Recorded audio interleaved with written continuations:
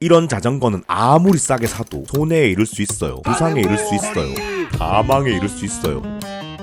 꽉 시달립니다. 찔러버렸습니다. 중고 자전거를 말입니다. 절대로 사면 안 되는 그런 로드 자전거인 관계로 찔러버렸습니다. 이게 다 여러분들의 교보제를 유튜브 각을 아무튼 콧물을 머금고 찔러버렸습니다. 이 고급 중고 자전거는 말입니다. 4년 전에 출시된 트리곤 다크니스 S6 로드 자전거고요. 상급 카본 프레임에 시마노 11단 울테그라 R8000 구동계에 림브레이크에 다튠로 구성되어 있고요. 다튠, 마치 다트를 내린 것처럼 잘 굴러가지 않는 알루미늄 휠. 트리곤 다크니스 S6 로드 자전거의 적정 중고 시세는 대략 90에서 100만원 사이지만 이 자전거는 60만원에 찔러버려졌죠. 시세보다 한 20에서 30만원 싸게 샀으니 상당히 개이득이네요. 인 것처럼 보이겠지만 이 자전거는 50만원에 산다 한들 사실상 금전적으로는 손해입니다.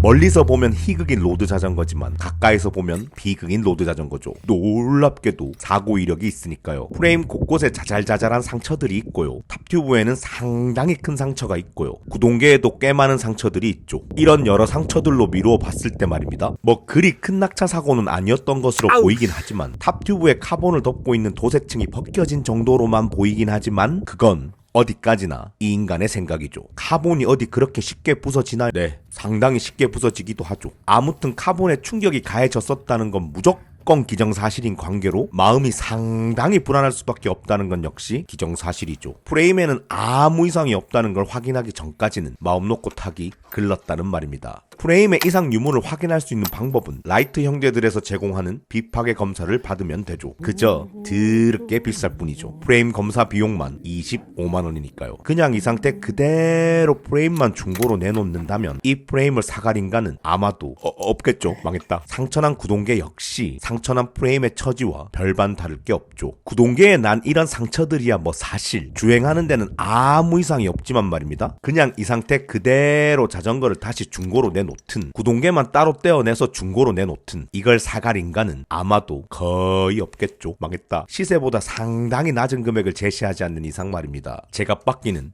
글렀다는 말입니다. 망했다. 휠에는 딱히 큰 상처는 안 보이지만 말입니다. 휠이 꿀렁꿀렁 거리는 것이 상당히 건방지더라고요. 충격을 받은 거죠 뭐. 휠의 꿀렁임이 이 정도로 미세하다면 전혀 문제 없지만 휠의 꿀렁임이 이 정도로 굉장하다면 어느 정도 큰 충격을 받은 거죠. 이 휠은 알루미늄 휠이라 휠 정렬 정비를 받으면 아무 이상 없이 쓸 수 있지만 휠 정렬 정비는 또 전문가의 영역이거든요. 정비 비용이 좀 된다는 말입니다. 바퀴 한 짝당 한 3만원? 만약에 휠이 카본일인데 사고 이력이 있다면 사고 이력이 있는 카본 프레임과 마찬가지로 마음이 상당히 불안할 수밖에 없는 관계로 카본일 역시 비파괴 검사를 받을 수밖에 없죠. 그저 드럽게 비쌀 뿐이죠. 카본일 검사 비용만 20만원. 사고 이력이 있는 자전거는 마음이 상당히 불안하고요. 검사 비용이나 정비 비용이 상당히 들 수도 있고요. 제가 받고 팔기도 어렵지만 잘 팔리지도 않죠. 고로 사고 이력이 있는 자전거는 웬만해선 피하는 게 좋다는 말입니다. 작다. 그냥 보기에도 자전거가 상당히 작아 보이죠. 사이즈는 46 X 스몰이죠. 트리곤 다크니스 S6의 제조사 권장 사이즈를 묻고 따지고 씹고 작다. 46 X 스몰은 155에서 165cm, 49S는 165에서 173cm, 52M은 173에서 180cm. 키가 173cm 정도로 상당히 장신인 이 인간에게 트리곤 다크니스 S6는 말입니다. 49 사이즈와 52 사이즈 사이에 애매하게 딱 걸쳐 있더라고요. 이렇게 애매하게 걸쳐 있을 때는 놀랍게도 둘 다 상관없죠. 둘 다 타도 되죠. 허나 이 인간은 뒤도 돌아보지 않고 무조건 큰 사이즈를 고르죠. 뚠뚠하고 뻣뻣한 몸에 대한 배려로 어느 정도 여유를 두고 싶으니까요. 선수들은 자전거 작게 타요. 공격적인 자세로 타요. C4 간지가 있게 타요. 자전거 가지고 놀기 좋게 타요. 뭐 이런 식으로 또 시부렁 되겠죠.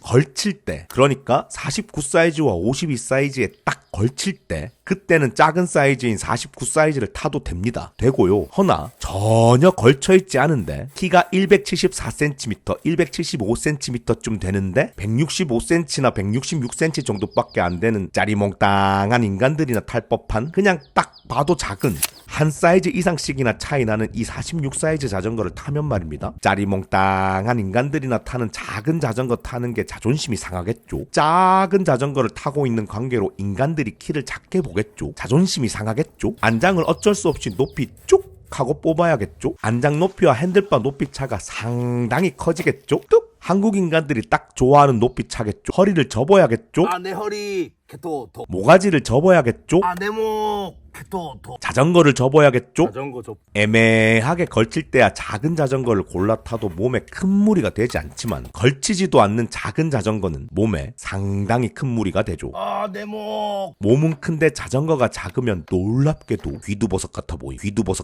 고로 크기가 안 맞는 자전거는, 한 사이즈 이상 차이 나는 자전거는, 특히 크기가 작은 자전거는 무조건 희하라는 말입니다.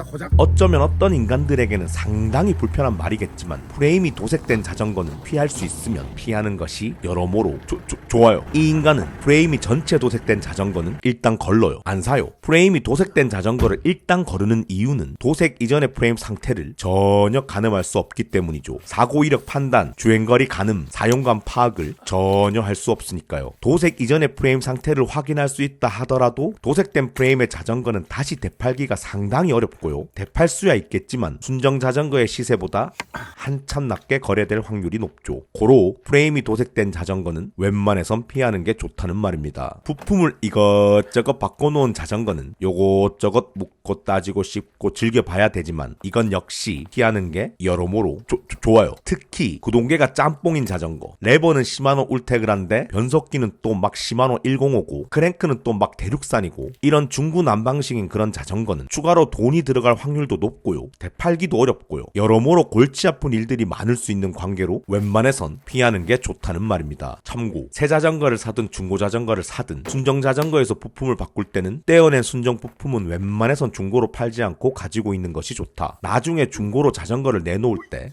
다시 장착해서 내놓을 수 있게끔 말이다. 부품을 중구난방으로 바꿔놓은 자전거나 이것저것 호작질한 자전거는 웬만해선 피하는 게 좋다는 말입니다.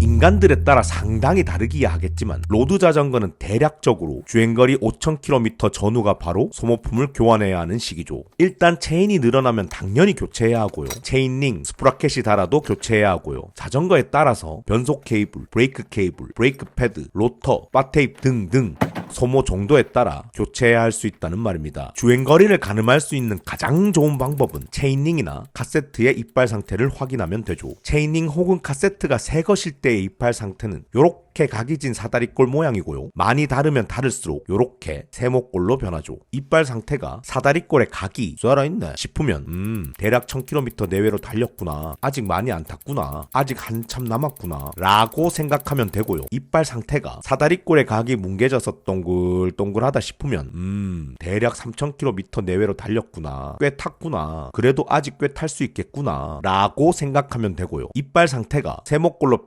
뾰족하다 싶으면 무조건 5000km는 넘었겠구나, 드럽게 많이 탔구나, 무조건 갈아야겠구나 라고 생각하면 되죠. 중고거래를 많이 해본, 산전수전 사기전까지 다 겪어본 고인 인간들이야 이건 바꿔야 되고 이건 안 바꿔도 되고 이건 어떻고 저떻고 묻고 따지고 씹고 어느 정도 흥정이라도 해볼 수 있겠지만, 잘 모르는 인간들은 아무리 봐도 잘 모를 수밖에 없거든요. 고로 잘 모르겠다 싶을 때는 구동계의 이빨 상태를 보고 주행거리가 상당히 많아 보이는 중고 자전거는 웬만해선 피하는 게 좋다는 말입니다.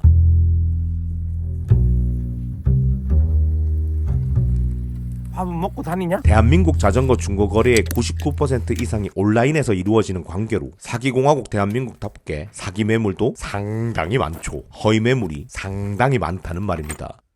중고거래 특성상 구매자가 입금을 먼저 하는 것이 인지상정인 관계로 이를 악용해서 사기를 치는 인간들이 상당히 많더라고요. 밥은 먹고 다니냐? 고로 자전거뿐만 아니라 어떤 중고거래를 하더라도 똑같겠지만 시세보다 많이 싼 매물, 다짜고짜 돈부터 박으라는 인간, 직거래는 절대로 안 하겠다는 인간은 일단 의심부터 하고 봐야겠죠? 아무리 의심하고 조심한다 한들 사기칠 놈은 사기칠 것이고 사기 당할 놈은 사기 당하는 거죠. 고로 고가의 고급 자전거는 직거래가 답이다 이 말입니다. 아무리 번거롭더라도 중고 자전거는 맨눈으로 보고 현장에서 거래하는 것이 답이다 이 말입니다.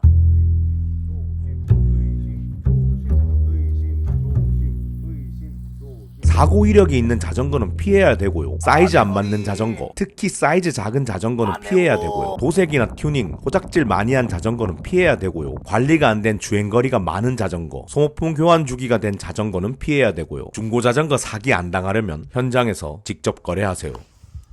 마지막으로 이 자전거 사실 분 찾습니다.